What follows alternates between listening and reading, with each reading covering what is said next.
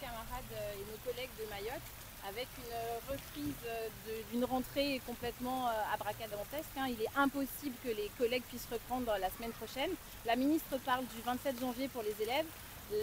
Un tiers du bâti scolaire serait à peu près en état de recevoir des élèves. Il y a encore des écoles qui ont des bâches qui n'ont pas de toit. L'eau est encore distribuée sur quelques heures et en système tournant. Donc je ne vois pas comment on peut dire et aux enseignants et aux élèves de reprendre le chemin de l'école. Là en ce moment, le travail n'est pas fait. Niveau gouvernement, on n'a pas donné assez de possibilités aux enseignants de pouvoir reprendre. Alors non seulement on ne donne pas aux enseignants, mais en fait la priorité c'est la population.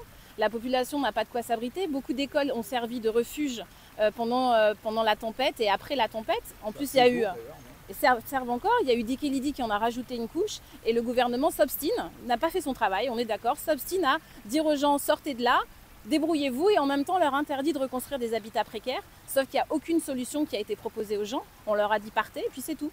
Effectivement, c'est important aussi de rebâtir les écoles, mais on ne peut pas dire aux gens débrouillez-vous en fait. Or là, le gouvernement ne propose rien. Alors c'est de belles paroles, on reprend le vin, puis finalement on décale, on va faire en fonction de chaque établissement, faire des situations à l'à peu près. Ça ressemble beaucoup à la crise de Covid telle qu'on a pu le vivre en Guyane, on sait déjà comment ça s'est passé. Enfin, voilà. Alors vous êtes en communication avec le corps enseignant justement de Mayotte.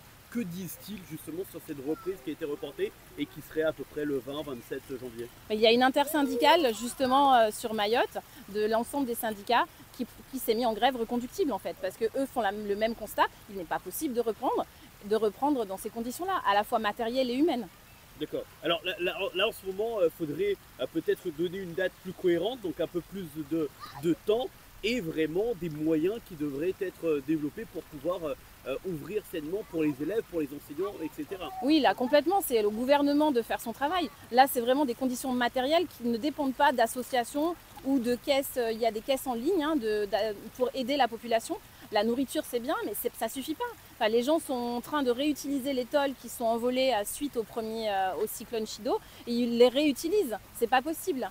Donc, en même temps, on dit aux gens qu'il ne faut pas qu'ils reconstruisent et en même temps, il ne se passe rien. Donc, voilà, donc le gouvernement est complètement responsable de prononcer de mauvaises mesures.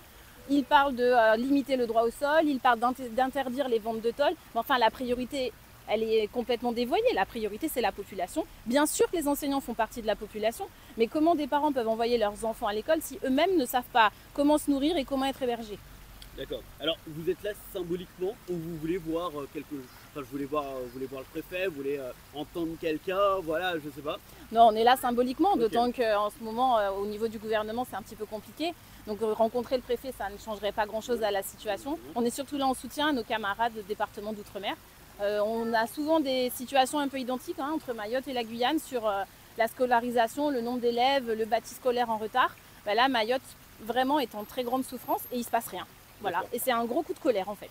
Ok, parfait. Quelqu'un d'autre a quelque chose à ajouter éventuellement? Moi je voulais ajouter avec les syndicats avec lesquels nous avons organisé le rassemblement de ce soir, qu'il faut aussi se dire par rapport à la situation de Mayotte. Si Mayotte a été détruite dans cette ampleur, c'est que depuis longtemps les collègues de Mayotte, de Guyane et de d'autres DROM aussi luttent contre cette école précaire, cette école en sous-France que nous avons lancée auprès du ministère, où on explique que déjà à la base, les écoles étaient en mauvais état, les maisons étaient en mauvais état. Et quand on entend le gouvernement dire on va remettre Mayotte comme avant, non, on veut revoir Mayotte comme un département de la République, pas comme avant. Avant, justement, c'est ce qui provoque cette catastrophe. Et c'est pour ça qu'on est là symboliquement et on continuera à soutenir nos collègues, comme a dit Sabine, et comme disent les autres syndicats qui avaient fait appel à ce soir. Moi, je suis désolée, c'est pas le Mayotte d'avant qu'on veut, c'est le Mayotte qui n'a pour l'instant pas encore existé, c'est-à-dire un vrai département français avec tous les moyens pour les élèves, pour la population.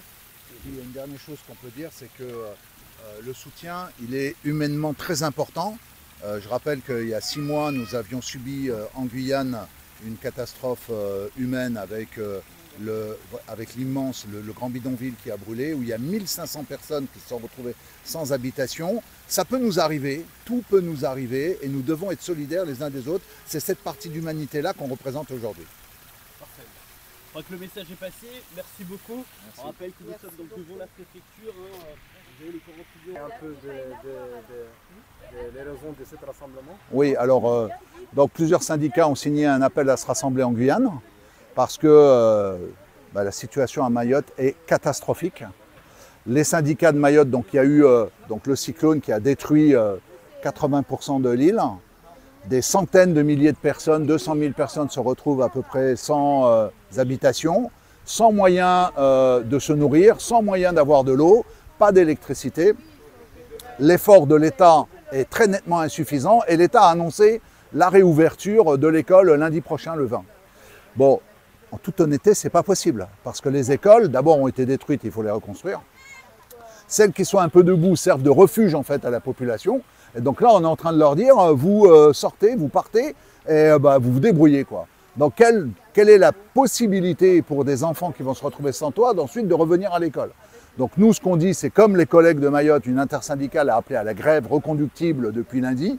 Nous disons, l'État doit mettre l'ensemble des moyens. La France est la 7e puissance du monde.